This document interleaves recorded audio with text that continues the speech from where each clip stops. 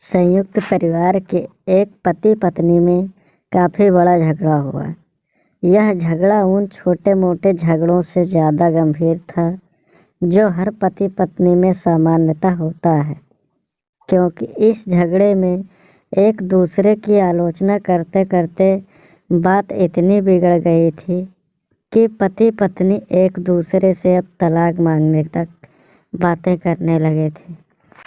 संयुक्त परिवार के बाकी के सभी लोग बहुत परेशान हो गए और वह सब किसी तरह इन दोनों को समझाकर इस झगड़े का अंत करना चाहते थे।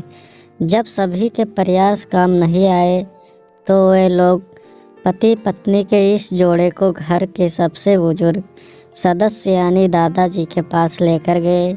जब दोनों पति पत्नी दादाजी के कमरे में प्रवेश किए तो दादाजी ने उन दोनों को बैठने के लिए कहा और फिर पूछा कि तुम बताओ तुम्हारी समस्या क्या है। दोनों पति पत्नी एक साथ बोले और एक दूसरे पर आलोचनाओं की झड़ी लगा दी। जितनी कमियां पति अपने पति में गिना रही थी, उससे ज़्यादा कमियां पति भी अपनी पत्नी में गिना रहा था और कई मिनटों तक यह सिलसिला चलता रहा। दादाजी ने भी इन दोनों को नहीं रोका और इनको अपना अपना गुस्सा एक दूसरे पर उतारने दिया। आखिर में जब दोनों एक दूसरे की बुराइयां करके थक गए और शांत हो गए, तब दादाजी ने उन दोनों से कहा, अब दोनों एक दूसरे की कुछ अच्छाइयाँ बताओ। जब अच्छाइयाँ बताने का समय आया तब दोनों पति पत्नी एकदम से चुप हो गए।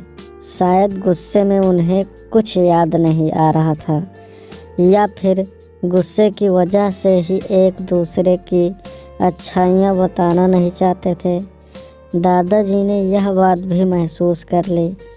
थोड़ी देर तक जब कोई भी नहीं बोला तब दादाजी ने कहा, अच्छा ठीक है, यह लो पेपर और पेन और एक दूसरे की अच्छाइयाँ इसमें लिखो। पति पत्नी दोनों में ही पेपर और पेन लिया और एक दूसरे से काफ़ी दूर जाकर बैठ गए। थोड़ी देर तक न पति ने कुछ लिखा न पत्नी ने।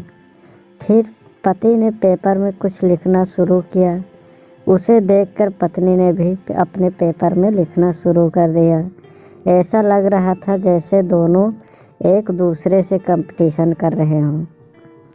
काफ़ी समय तक दोनों ने पेपर में लिखा और जब पेपर लिखावट से भर गया तब दोनों ही अपना अपना पेपर लेकर दादाजी के पास उन्हें देने के लिए गए।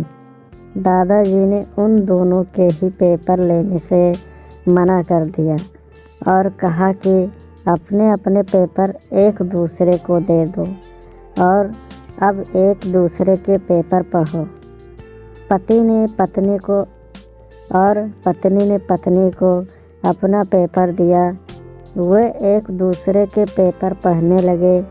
थोड़ी देर बाद पति और पत्नी दोनों के ही आंखों में आंसू थे।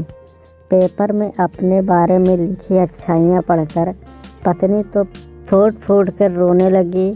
पत्नी को रोता देख पति उसे चुप कराने के लिए दौड़ पड़ा और माफ़ी मांगते हुए उसे मनाने लगा। पत्नी ने भी पति की माफ़ी मांगी और माहौल ऐसा हो गया जैसे कभी कोई झगड़ा हुआ ही नहीं था। दोस्तों, कमियां और खूबियां जगह के हर इंसान में होती है। अब हमारे ऊपर होता है कि हम कमियां देखकर अपने जीवन को नर्क बना लें या खूबियां देखकर अपने जीवन को स्वर्ग बना दें।